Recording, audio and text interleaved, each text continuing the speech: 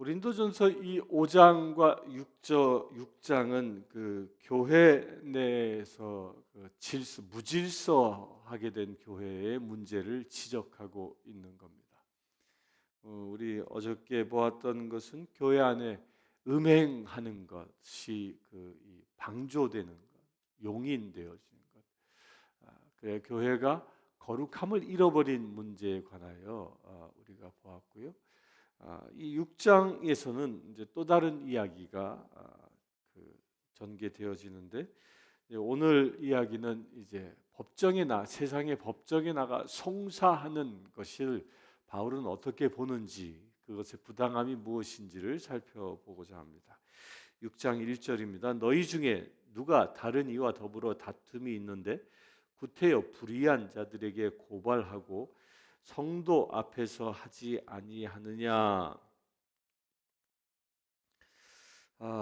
이 고발하는 것, 세상 법정에 나가 이제 교회 안에 어떤 문제가 생겼는데, 특히 성도들끼리 어떤 법적 다툼들이 생기는 이야기입니다.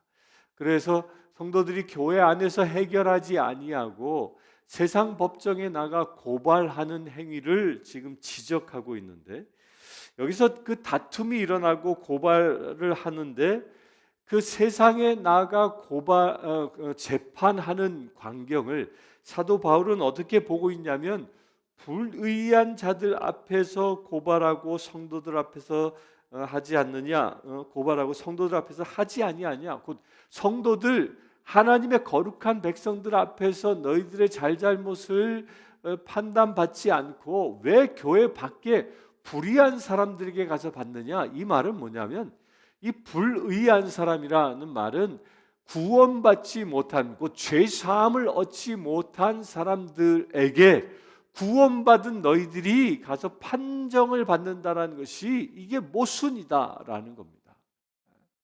특히 당시에 헬라의 법정 문화를 우리가 알아야 될 필요가 있는데요. 당시의 법정은 이 헬라 지역의 특히 마케도니아의 법정은 이런 민사 소송들이죠. 여기는 그 형사 소송이 아닙니다. 이게 여기서 다툼이 일어났다라는 이 말은 민사 소송들이 일어났다, 자기의 이권들, 이런 문제들이 생겨났을 때 열리는 법정을 이야기하는 겁니다. 근데 이런 법정들이 열리게 되어지면 당시에는 배심원 제도가 있었던 겁니다. 배심원 제도에 의하여 이 헬라 지역에서는 재판이 이루어져 나갔는데, 아주 작고 경미한 사건들은 배심원의 숫자가 약 40명 정도 선정이 되어져서 그 배심원들이 판정을 했다고 합니다.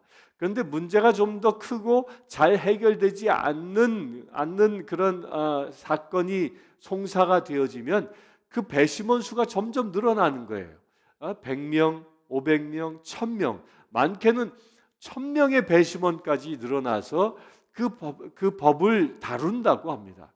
이 얘기는 무엇을 얘기하는 거예요? 교회 안에 작은 문제거리들을 고린도 지역의 모든 사람들에게 공개해서 가십거리로 만들어 버리고 만다는 겁니다.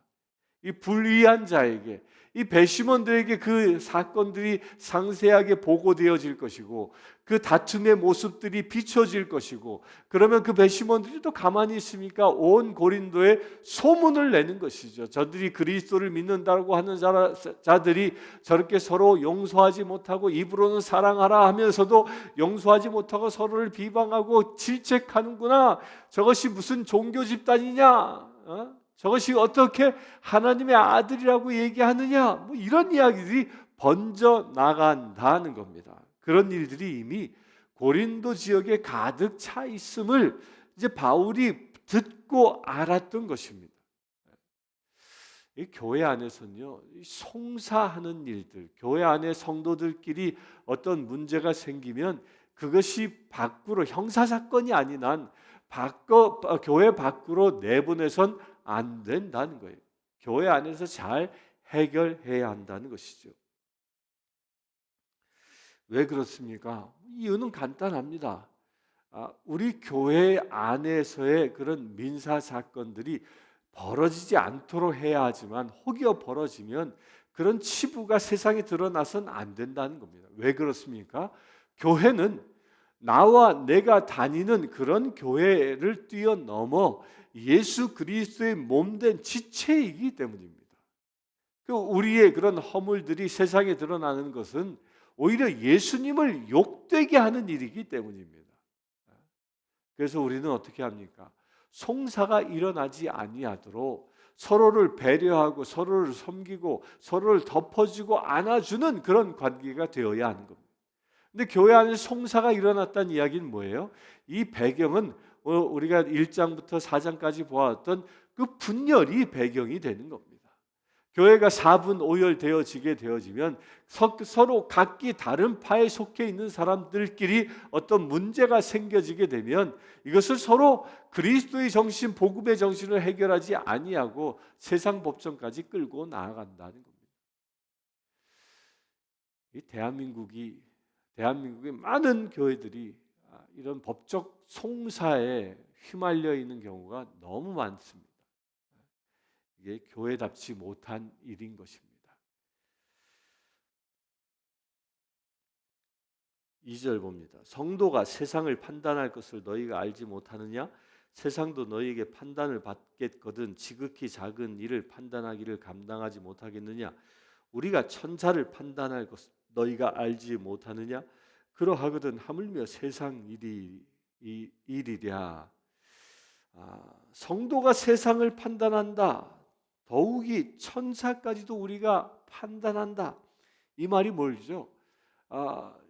주님께서 비유로 얘기하셨죠. 달란트의 비유를 통하여 한 달란트를 통하여 10달란트를 얻은 사람에게 뭘 주었습니까? 10고를 주었다라고. 세상을 다스리는 권세를 주었다라는 거예요. 그것이 우리의 신분입니다. 우리가 마지막 때가 되어지어 주님의 나라에 들어가게 되면 우리는 왕 같은 제사장이 되어 우리에게 할당되어진 세상을 다스린다라는 겁니다. 그 다스린다라는 데는 세상을 판단하는 그 권세도 포함되어져 있는 겁니다. 그 다스리는 권세가 세상을 다스림과 동시에 누구까지도 천사까지도 우리가 그 천사까지도 판단할 수 있는 그런 권한을 가지고 있는 자라는 거예요. 히브리서 1장 14절에 천사는 우리를 돕는 자, 우리를 시중드는 자라고 분명히 이야기하고 있습니다. 바로 이 얘기를 하고 있는 겁니다. 사단은 바로 이것 때문에 하나님께 반역한 것이죠. 영적인 존재인 자기보다 훨씬 미천하고 보잘것없는 그 인간이 우리를 다스려 우리가 그 인간의 시종이 돼 그럴 수 없어라고 반역하고 오히려 인간을 자기의 시종 삼으려 하는 것이 사단이죠. 바로 그런 사단의 존재를 우리가 다스리고 판단할 수 있는 권한을 가진 자라는 것입니다.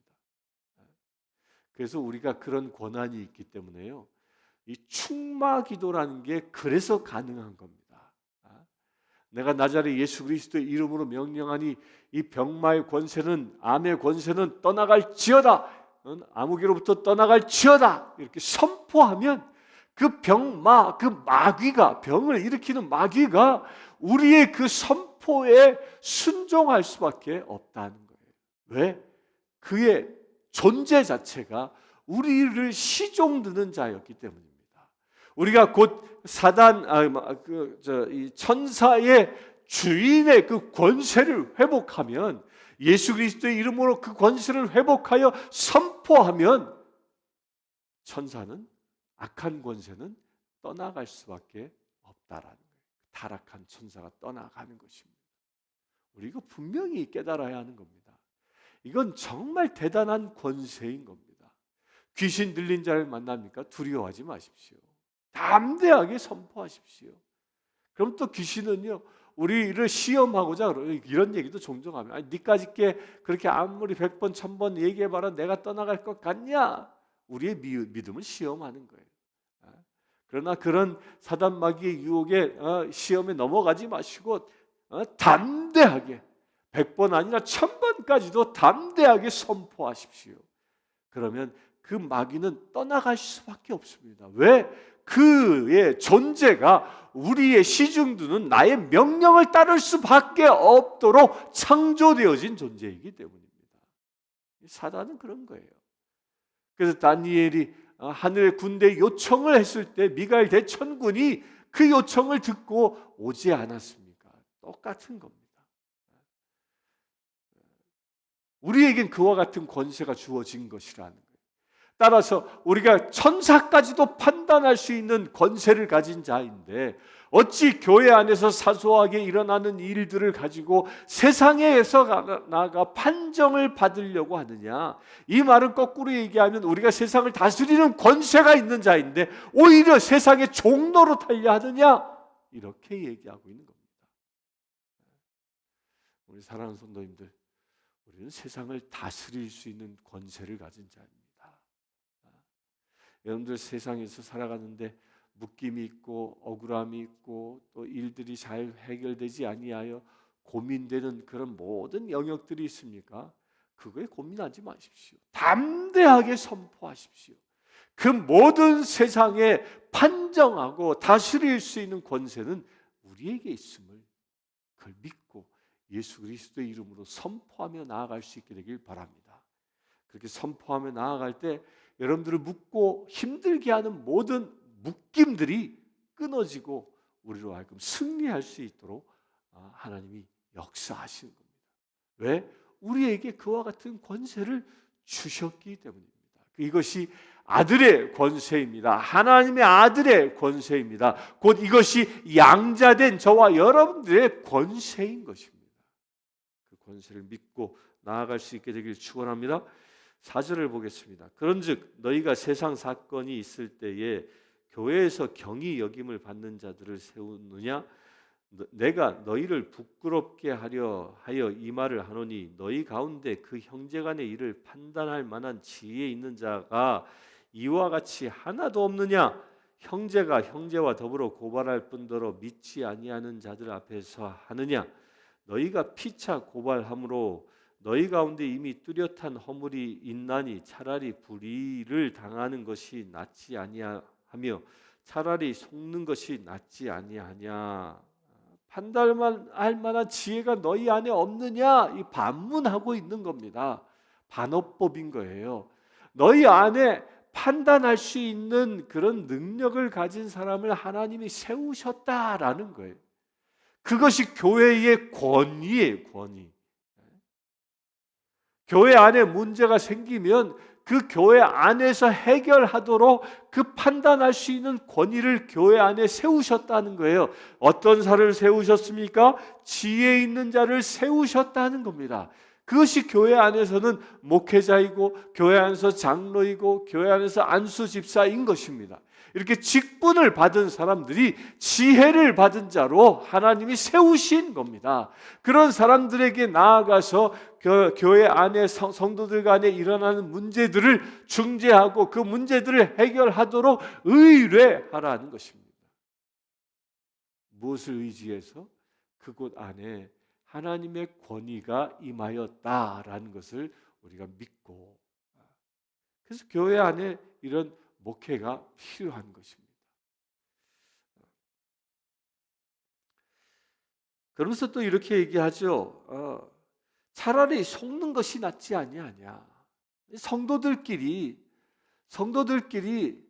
알면서도 속아줄 수 있어야 한다는 거예요. 너무 자기 주장만, 옳고 그름에 대한 아주 강력한 주장만 필 게 아니라 오히려 속아줄 수 있는 그런 넓은 아량을 두고 얘기하는 겁니다. 어린 자식이 부모 앞에서 거짓말 할 수도 있죠. 물론 그것을 잘 잡아줘야 합니다. 그런데 그것을 큰 아량으로 어우를 수 있는 게 부모의 마음 아닙니까? 뻔히 알면서도.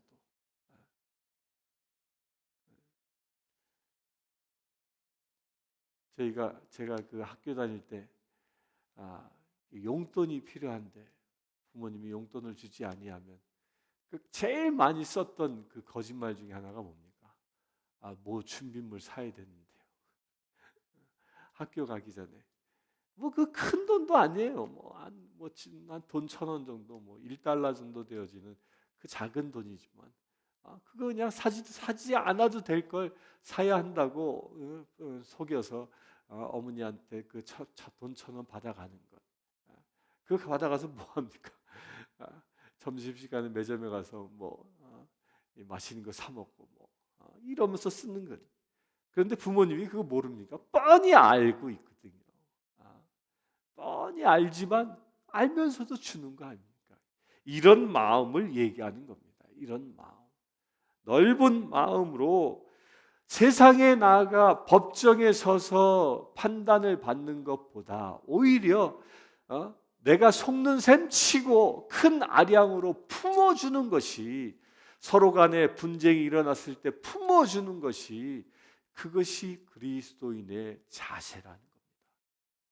이것이 큰 자의 모습인 겁니다. 이렇게 우리가 교회 안에서 큰 자, 대범한 사람으로 설 수 있을 때에 우리가 마지막 때에 온 세상을 다스릴 수 있는 그런 그릇을 가진 자 되어진다는 겁니다. 그 시험의 자리가 이 교회인 겁니다. 저는 이런 생각을 늘 합니다. 우리가 신앙생활 하면서 이런 성도들끼리 간에 오는 고난, 역경들, 이런 것들이 다 나를 시험케 하는 건데, 이게 마치 우리를 놋그릇처럼 하나님이 연단하시는 거다라는 생각을 합니다. 여러분들 놋그릇을 어떻게 만듭니까? 놋그릇은요, 그릇을 만드는 사람이, 대쟁장이가 놋쇠를 계속 두드립니다.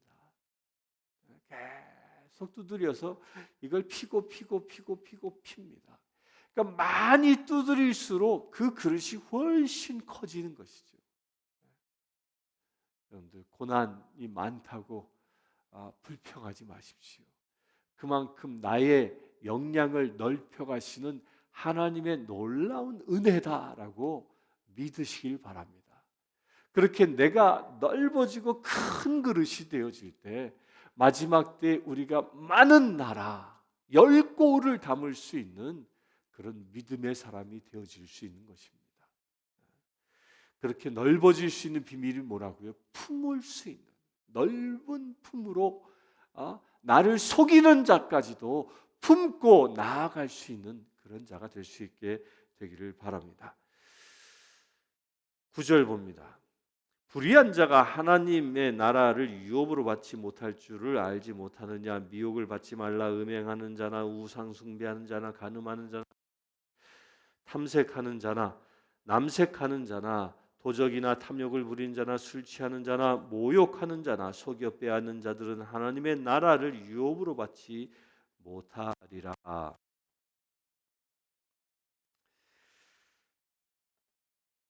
큰 마음으로 품어주는 자는 하나님의 나라를 유업으로 받습니다. 그러나 죄 가운데에 있는 자는 하나님의 나라를 유업으로 받지 못한다는 겁니다. 그 죄에 대하여 나열을 합니다. 음행하는 것, 너무 잘 아는 것이죠.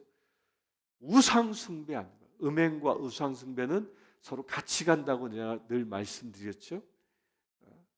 간음하는 것, 이게 여기서는요, 이 9절에는 다 성적인 타락을 이야기하고 있는 겁니다. 탐색하는 것, 남색하는 것.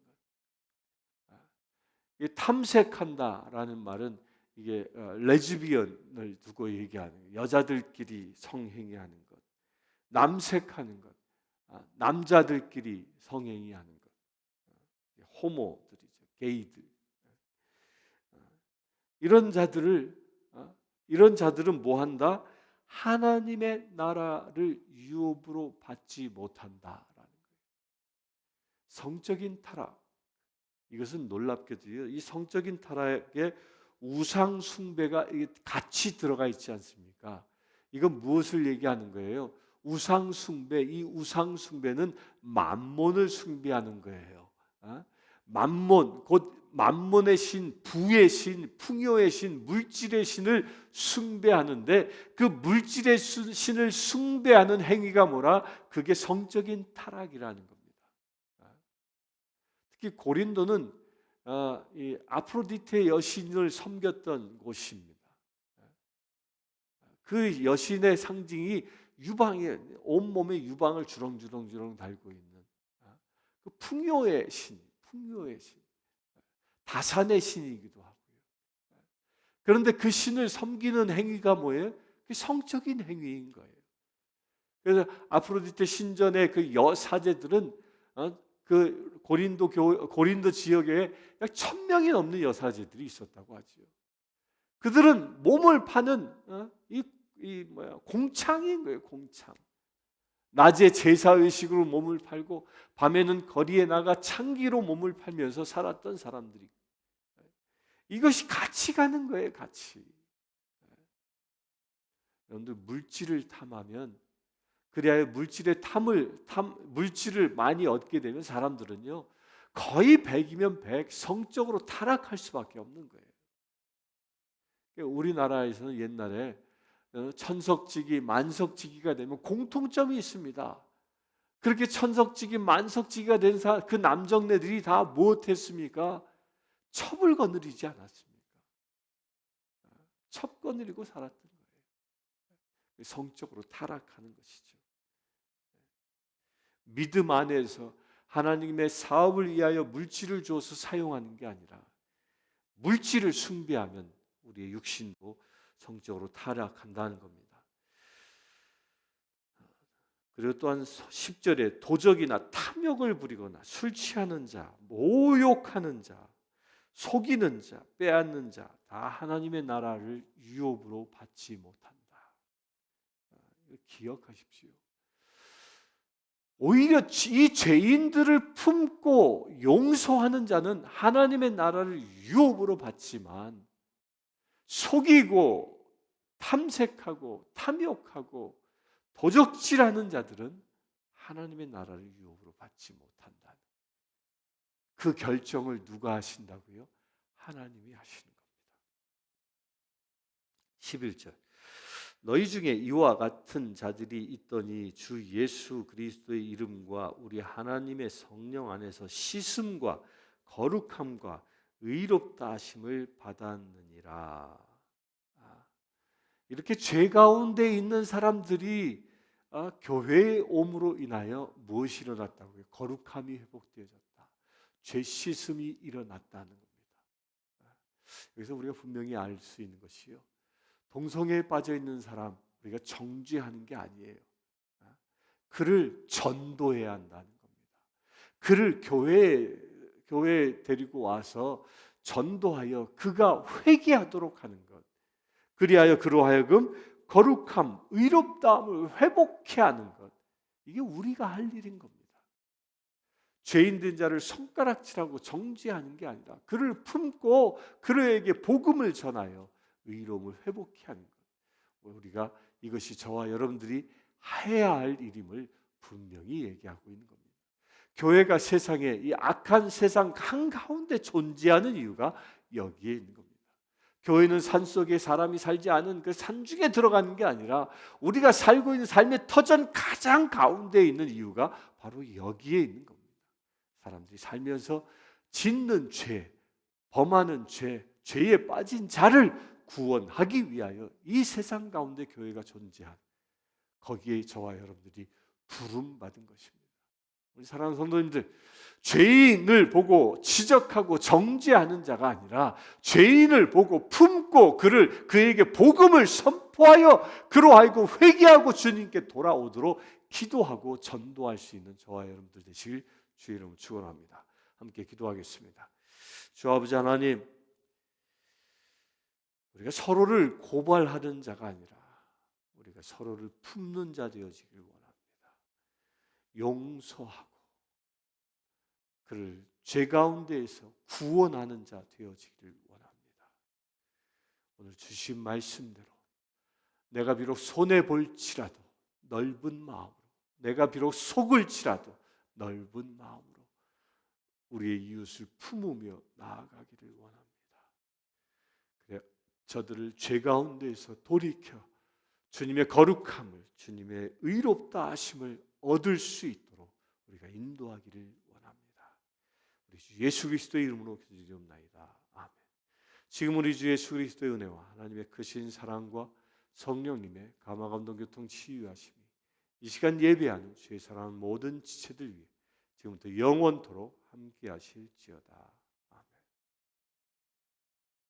아프리카 케냐의 마소교교의 고아원생 스테이시는 여자아이입니다. 스테이시는 초등학교 진행을 희망합니다. 장래 간호사가 되는 것이 꿈입니다. 이 아이는 매달 학비와 점심 식사 비용으로 30불이 필요합니다. 이 아이의 후원자를 찾고 있습니다.